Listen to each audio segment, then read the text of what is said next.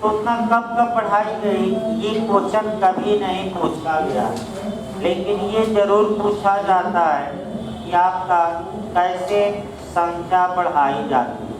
तो वह मैं बता चुका हूँ वर्तमान में। अब आइए जजों की नियुक्ति देखा जाए। जहाँ तक जजों की नियुक्ति की बात है, अनुच्छेद 124 का क्लास 2 ये अच्छे से जानना है और यहीं से आपका क्वेश्चन बनता है। पिछली बार यूपीए में कैसा क्वेश्चन बना था और मेंस में भी भाई क्वेश्चन बना, मैं बता दूँ कि भारत के उच्चतम न्यायालय के न्यायाधीशों की नियुक्ति की प्रक्रिया का उल्लेख करें। ये आपका पूछा जाता है मेंस में। तो आपका उल्लेख करने के मामले में आपका अनुच्छेद 124 का क्लास 2 लिखना है और आपका 1 2 3 4 केस लिखना है, यानी कि कम से कम कितना केस? 4 केस मैं बताऊंगा और आपका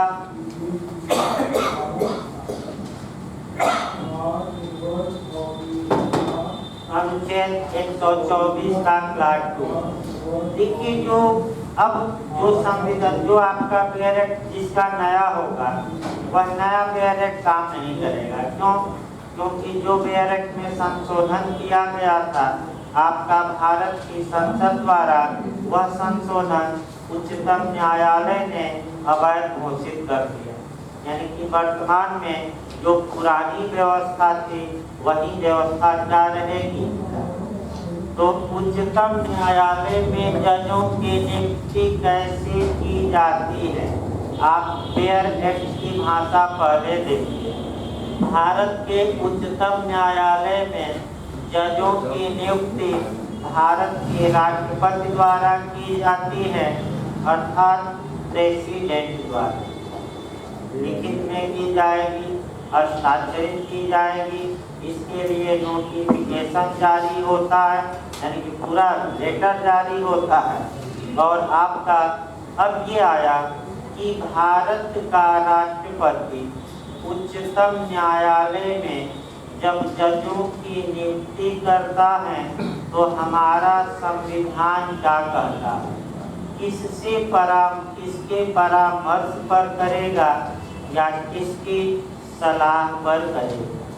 तो ऐसी दशा में जो प्रावधान आपका पेयर एक्ट में किया गया है उसमें ये बताया गया है कि भारत का राष्ट्रपति उच्चतम न्यायालय की जजों की जब नियुक्ति करेगा तो आपका उच्चतम न्यायालय के मुख्य न्यायमूर्ति से परामर्श करेगा, उच्चतम न्यायालय के अन्य न्यायाधीशों से भी परामर्श कर सकता है और उच्च न्यायालय के ऐसे न्यायाधीशों से परामर्श कर सकता है जिससे परामर्श करना वह आवश्यक समझे। फिर एक बार देखिए, जब भी भारत के पेयर एक्ट की भाषा भी चल रही है, अभी आपका केस के माध्यम से बदलाव लाया जाए। भारत का राष्ट्रपति उच्चतम न्यायालय के मुख्य न्यायमूर्ति, अन्य न्यायमूर्ति जिसे वह आवश्यक समझे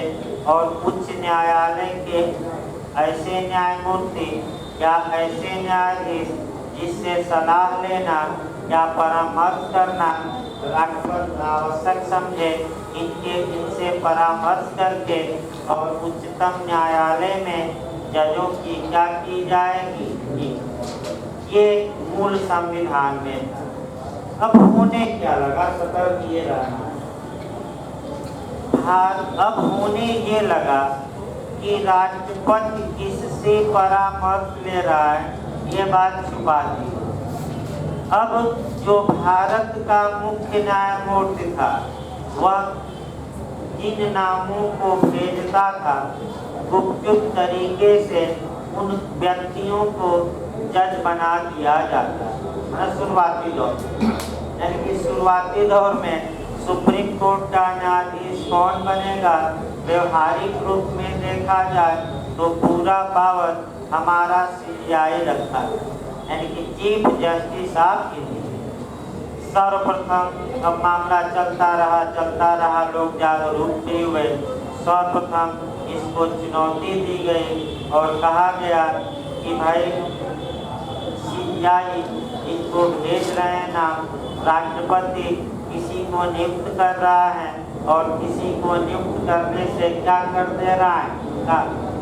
अतः ये मांग की गई सुप्रीम कोर्ट में कि सुप्रीम कोर्ट निर्णय दे कि भारत का राष्ट्रपति परामर्श मानने के लिए बाध्य है। ये चुनौती दी गई। पिछली बार केस आया था, ये केस अच्छे से तैयार रखिएगा। ये जो केस में सबसे पहला विवाद आया, एसपी गुप्ता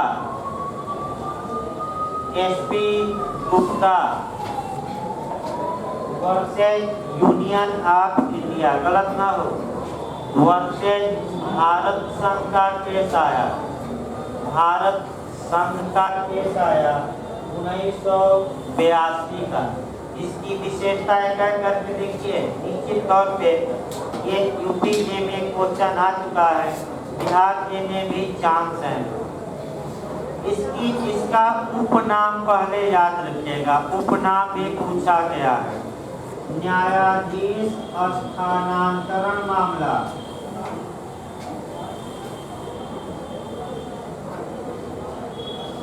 न्यायाधीश स्थानांतरण मामला यूपी जे में पूछा गया कि इस केस में 7 जजों की पीठ बैठी थी, तो आपका क्या जवाब रहेगा, एसपी गुप्ता। फिर एक बार पूछा गया कि कितने से निर्णय आया, तो 4-3 से निर्णय आया। फिर आपका पूछा गया कि लोक हितवाद का जन्म किस केस में हुआ, तो PIL या लोक हितवाद को इसी केस में परिभाषित किया गया। फिर आपका मुख्य न्यायाधीश पूछा जाता है justice PN Bhagwati. Justice PN कौन थे, भगवती थे। और इस केस में ये बताया गया कि भारत का राष्ट्रपति उच्चतम न्यायालय के परामर्श से बाध्य नहीं। देखिए कर करके मैं समझा दे, यहाँ से क्वेश्चन बनने का पूरा चांस रहता है। कुछ न याद रहे तो इतनी बातें क्या करना है, रट्टा मारकर जाना है। देखिए फिर एक बार आप देखिए इसको, यानी कि उच्चतम न्यायालय में आपका कह सकते हैं कि जजों के नियुक्ति से संबंधित जो पहला मामला आता है वह मामला आपका है, कर सकते हैं SP Gupta versus union of India. इस केस में एसपी गुप्ता ने PIL दायर की थी, लोक हितवाद दायर किया था जजों के ट्रांसफर से संबंधित मामलों में, और ये सुप्रीम कोर्ट से मांग की थी कि सुप्रीम कोर्ट जो परामर्श राष्ट्रपति को देगा, राष्ट्रपति उसको मानने के लिए क्या होगा। यह एसपी गुप्ता ने आपका तर्क रखा। सरकार ने इस PIL का विरोध किया और ये कहा कि चाहे जज का स्थानांतरण हो या न हो, कोई जज मुकदमा करे, ये एसपी गुप्ता वकील साहब कौन होते हैं, इनका कौन हित है, क्या ये पीड़ित है। तो सुप्रीम कोर्ट ने कहा कि वो जमाना गया, लोकस स्टेंडाई का जो परंपरागत नियम था, यहाँ से पूछा जाता है भाई लोकस स्टेंडाई, इसका मतलब ये हुआ कि जिस व्यक्ति के अधिकार का हनन हुआ केवल वही व्यक्ति न्यायालय में वाद दायर कर सकता है। इसी को कहा जाता है लोकस स्टेंडाई। याद रखिए, ये सुनवाई का कैसा नियम है, परंपरा माने प्राचीन, लेकिन सुप्रीम कोर्ट ने इस नियम को शिथिल किया और ये कहा कि अगर कोई मामला पब्लिक इंटरेस्ट से संबंधित हो, लोक हित से संबंधित हो, ऐसी दशा में समाज का कोई भी व्यक्ति PIL दायर कर सकता है, याचिका दायर कर सकता है, भले वह पीड़ित हो या, यानी कि सर्वप्रथम अब आइए, लोकहित का जन्म किस केस में हुआ? तो SP गुप्ता। लोकहित हितवाद का जन्मदाता कौन जज था? तो जस्टिस BN भगवती। और लोकहितवाद को किस केस में परिभाषित किया गया? तो कौन सा केस मारेंगे? SP गुप्ता। UPJ में आया है कि किस केस में 7 जजों की पीठ बैठी थी? तो कौन सा केस? SP गुप्ता। और कितने से निर्णय आया? ये नेट का क्वेश्चन है। 4-3। मुख्य न्यायाधीश कौन थे? आपका जस्टिस BN भगवती। अब इसमें निर्णय क्या है? उपनाम याद रखिए, क्या है उपनाम? ये भी पूछा जा चुका है में जजेस ट्रांसफर मामला। अब इसमें निर्णय हमें देखना है। उच्चतम न्यायालय में चूंकि ये मांग की गई थी, उच्चतम न्यायालय जो परामर्श राष्ट्रपति को दे रहा है, उच्चतम न्यायालय ये निर्णय दे कि भारत का राष्ट्रपति उस परामर्श को मानने के लिए क्या है। लेकिन उच्चतम न्यायालय ने स्वयं अपने हाथ पर काट लिए, स्वयं अपने कदम पीछे खींच लिया और ये निर्णय दिया कि भारत का राष्ट्रपति उच्चतम न्यायालय के परामर्श को मानने के लिए बाध्य नहीं। मामला चलता रहा, आपका कर सकते हैं। और फिर एक केस आया और उस केस को अच्छे से तैयार रखना है। उच्चतम न्यायालय advocates on record association versus Bharat संघ। उच्चतम न्यायालय है नोट में, उच्चतम न्यायालय advocates on record versus Bharat संघ 1993 का मामला है उच्चतम न्यायालय का। अच्छे से याद रखिएगा, यहाँ से भी पूछा जाता है। देखिए इसको लिख कर मैं बताया जाए क्योंकि साथी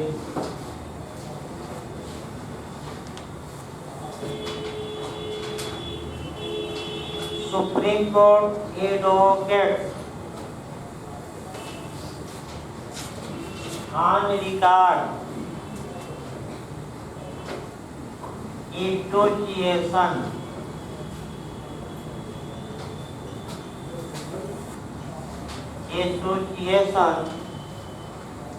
versus union of India versus Bharat संघ वर्सेस भारत संघ। ये केस आया 1993 का, यानी 1982 के बाद ये कब आया? 93, यानी कि लगभग 82, 10 92 11 साल बाद। और आपका सुप्रीम कोर्ट का केस है, पूछ सकता है कितने जजों की पीठ बैठी थी? 9। और निर्णय आया 7-2 से, यानी कि 7 पक्ष में थे और 2 जज इस निर्णय के क्या थे? विरोधी। पुनः वही प्रश्न ये उठा कि उच्चतम न्यायालय जो परामर्श देगा उस परामर्श को मानने के लिए राष्ट्रपति क्या होंगे? उच्चतम न्यायालय ने जो अपनी प्रतिष्ठा SP गुप्ता के केस में खो दी थी, उस प्रतिष्ठा को पुनः बहाल किया और कह दिया कि उच्चतम न्यायालय जो परामर्श देगा, जिन नामों को भेजेगा, राष्ट्रपति उसको मानने के लिए क्या होंगे? यानी कि कार्यपालिका से न्यायपालिका को स्वतंत्र करने की दिशा में, अलग करने की दिशा में सुप्रीम कोर्ट ने पहली बार कदम उठाया कि हम राष्ट्रपति जो हम परामर्श देंगे उस परामर्श को मानने के लिए भारत का राष्ट्रपति क्या होगा।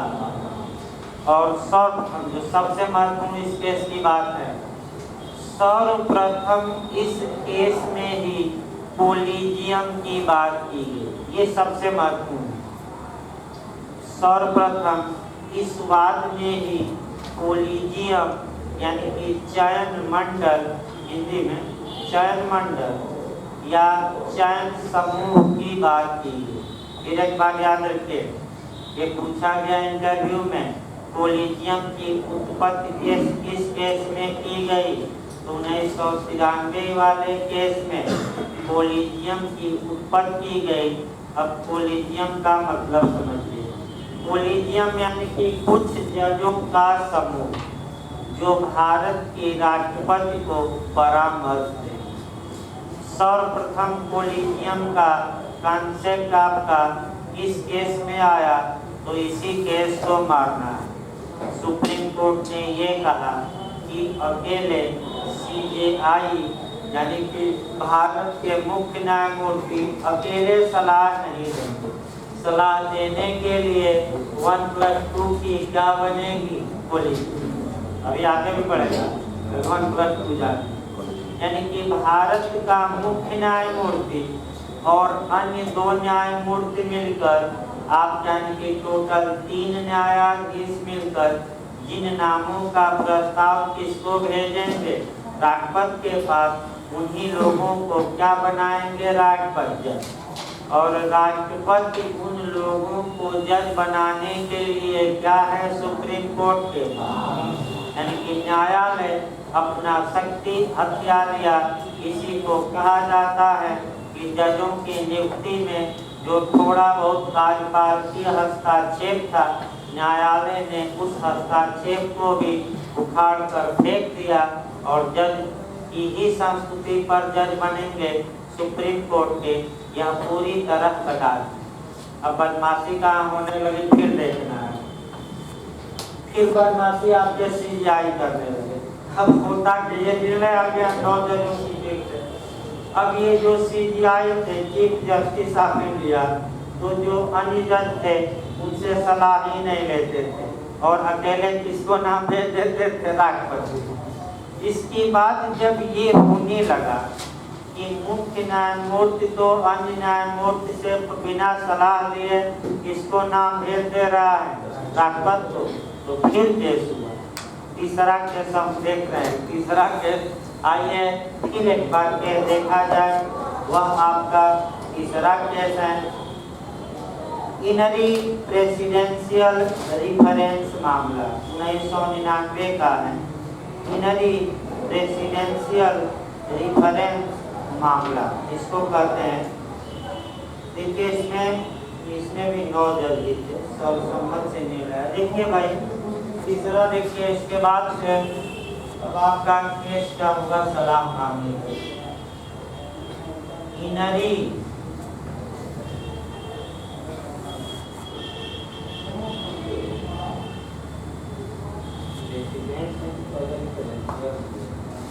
इनरी प्रेसिडेंशियल रिफरेंस मामला।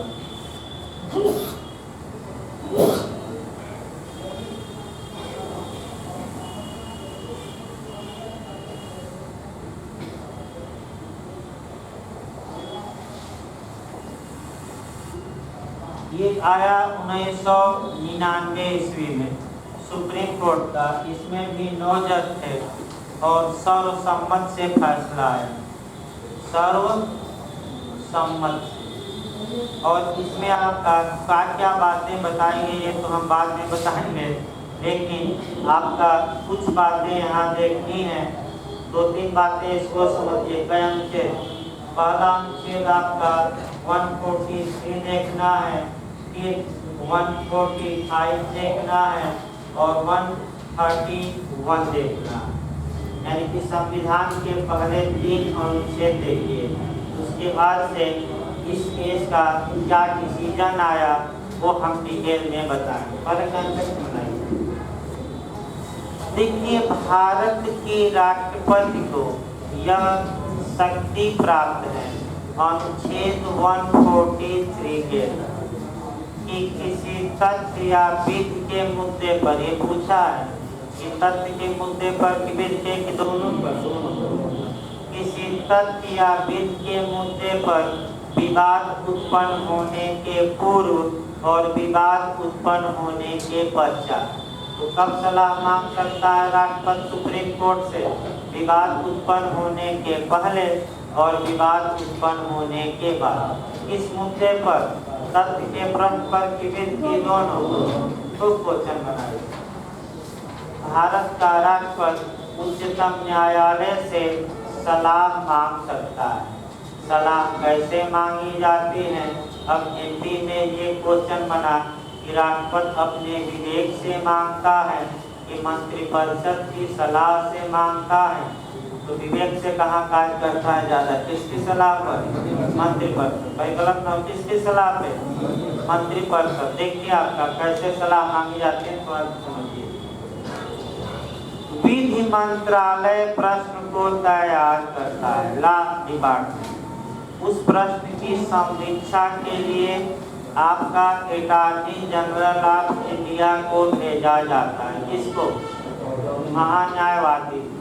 उसके बाद वह उसकी छानबीन करते हैं, फिर मंत्रालय को वापस करते हैं, फिर आपका मंत्रिमंडल में प्रस्ताव पास होता है और फिर मंत्रिमंडल राष्ट्रपति को भेजता है और फिर राष्ट्रपति किसको भेजते हैं? प्रश्नों को सुप्रीम कोर्ट।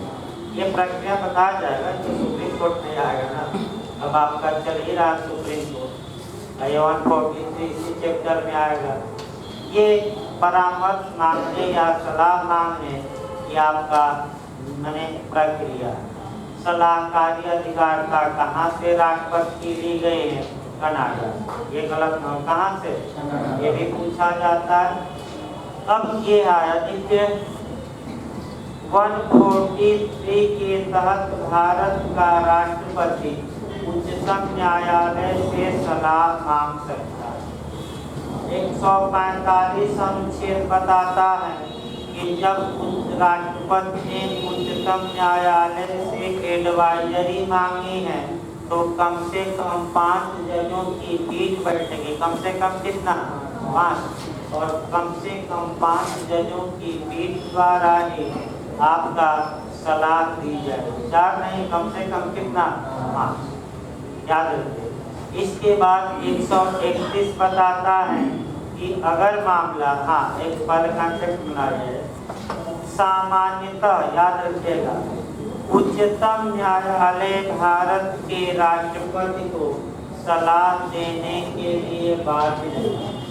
सलाह देने से क्या कर सकता है?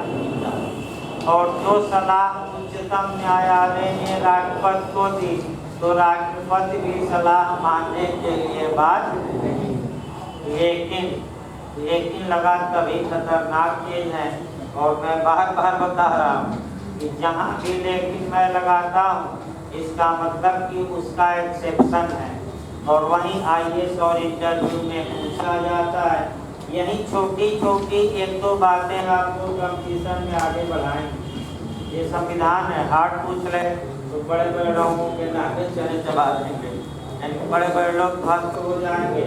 वही टेक्निकल हमारा प्रयास है कि कुछ टेक्निकल बातें पढ़ाई जाए। घर पर तो सभी लोग पढ़ ही रहे हैं भाई, कौन नहीं संविधान पढ़ा है। जनता अधिकार मांगने लगते हैं, टाफी चाहिए टाफी चाहिए, देख रहे हैं बच्चे जनता अधिकार मांगने लग रहे हैं। तो आगे चलिए।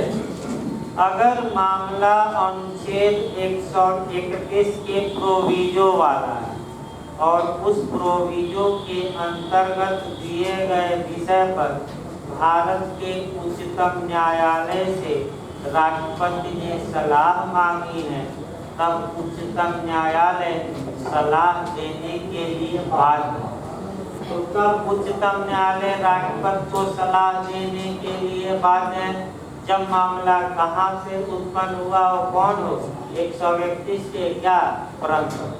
अब 131 का प्रोविजो है क्या? एक लाइन ये देखना। यदि 26 जनवरी 1950 के पहले भारत संघ ने या भारत की सरकार ने किसी राजा महाराजा रियासत से कोई संधि की, संविदा किया, इत्यादि किया और उसके निर्वचन को लेकर विवाद उत्पन्न हो गया तो सुप्रीम कोर्ट में मुकदमा दायर नहीं होगा। तो दायर नहीं होगा तो एक उपाय है विवाद पर। कौन मांग ले सलाह? राष्ट्रपति। किससे मांग ले? Supreme court. तो अलग बात है। देखिए ये तो एंगल, तो जब मुख्य न्यायाधीश बदमाशी करने लगे, अकेले ही नाम भेज देते थे, तो ऐसी दशा में आपका भारत के राष्ट्रपति ने उच्चतम न्यायालय से अनुच्छेद 143 के तहत एडवाइजरी मांगी कि आखिर उच्चतम न्यायालय में जजों की नियुक्ति कैसे की जाए, आप स्पष्ट करिए, क्योंकि ये विवाद उत्पन्न हो गया। तो आपका इनरी का मतलब नए लोग समझ रहे भाई, इनरी का मतलब इन डिफरेंस होता है। इन डिफरेंस का मतलब इस संदर्भ में, तो किस संदर्भ में, प्रेसिडेंशियल डिफरेंस मामले के संदर्भ में। इनरी का मतलब क्या हुआ, इन रिफरेंस। ये जो शब्द है ज्यादातर वहाँ प्रयोग होता है जहाँ भारत का राष्ट्रपति क्या करता है, परामर्श मांगता है, ज्यादातर देखेंगे। अगला चलिए भाई आपका, अब इसमें क्या निर्णय आया, वही निर्णय हमें जानना है। 9 जजों की पीठ थी और जो इस केस में 1999 में निर्णय आया।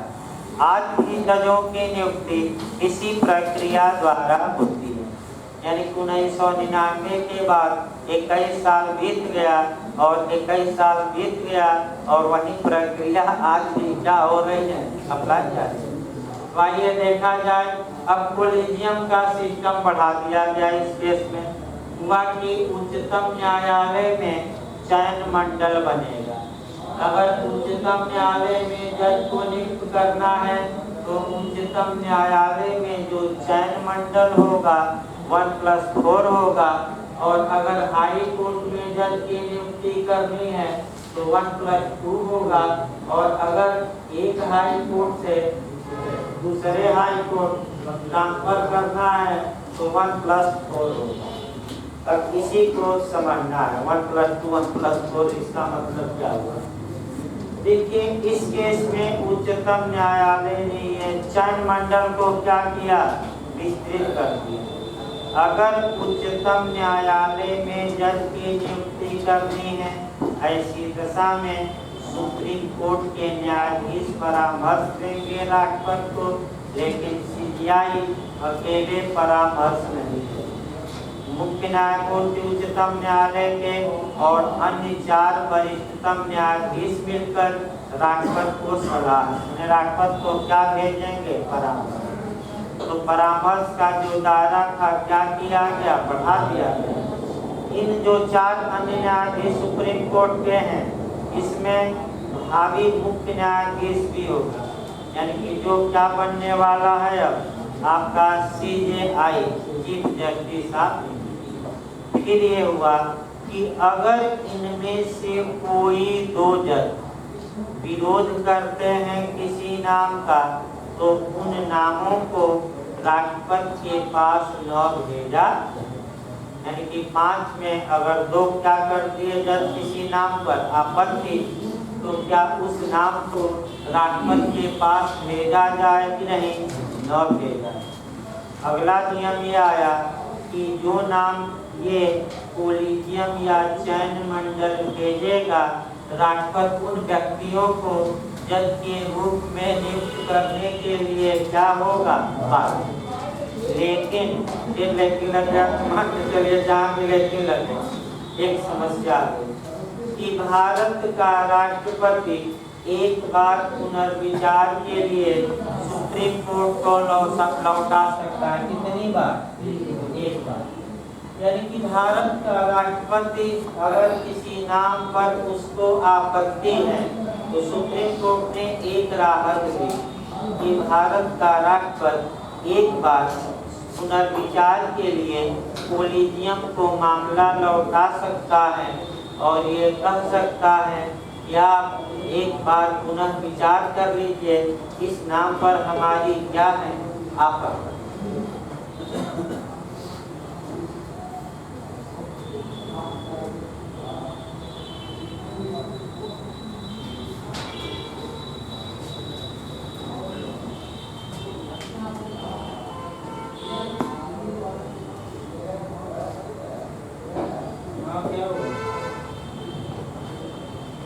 क्लास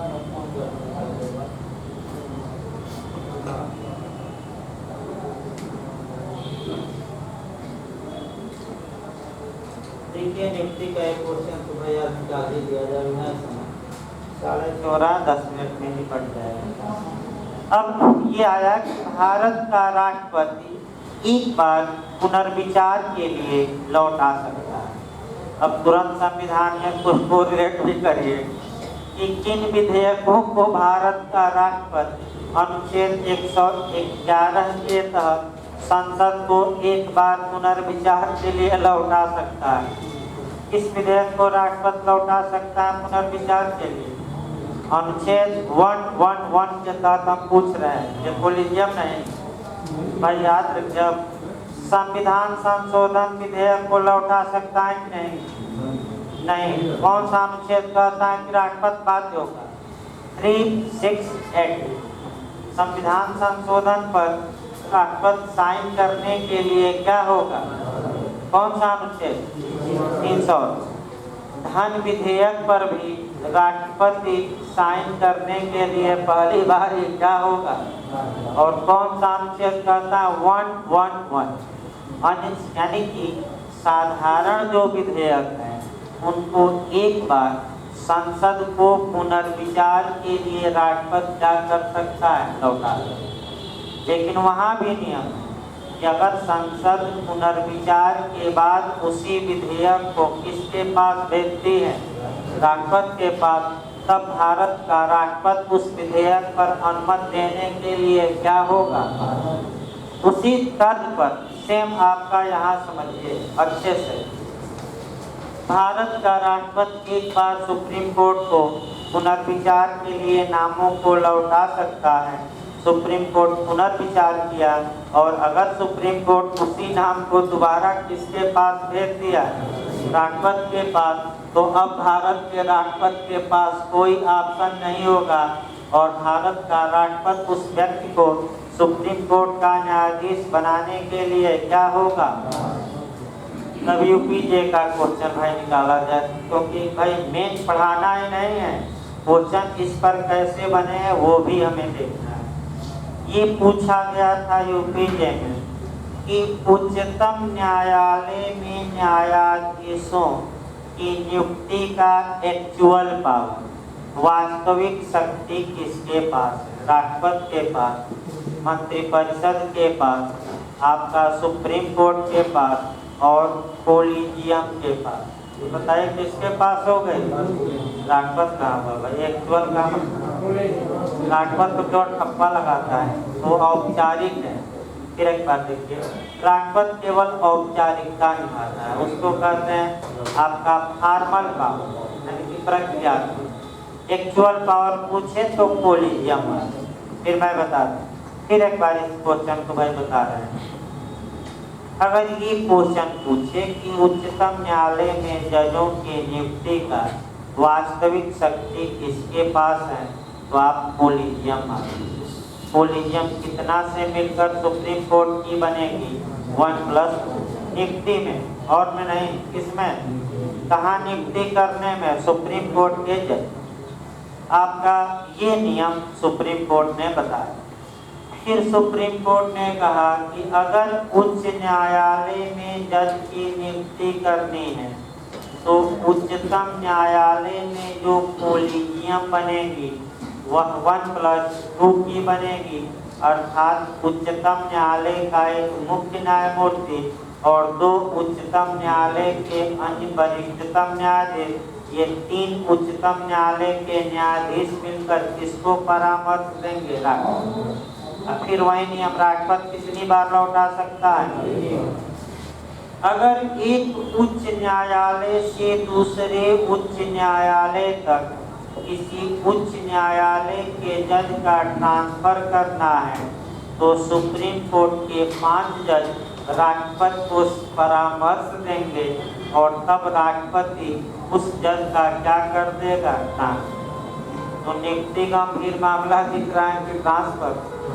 नियुक्ति में आपका 3 ही की कोलिजियम, लेकिन अगर ट्रांसफर कराना है एक हाई कोर्ट से दूसरे हाई कोर्ट तक तो सुप्रीम कोर्ट का मुख्य न्यायमूर्ति और सुप्रीम कोर्ट के 4 अन्य न्यायमूर्ति ये 5 मिलकर किसको भेजेंगे प्रस्ताव? राष्ट्रपति को, और राष्ट्रपति उस हाई कोर्ट के जज को दूसरे हाई कोर्ट में क्या करेगा?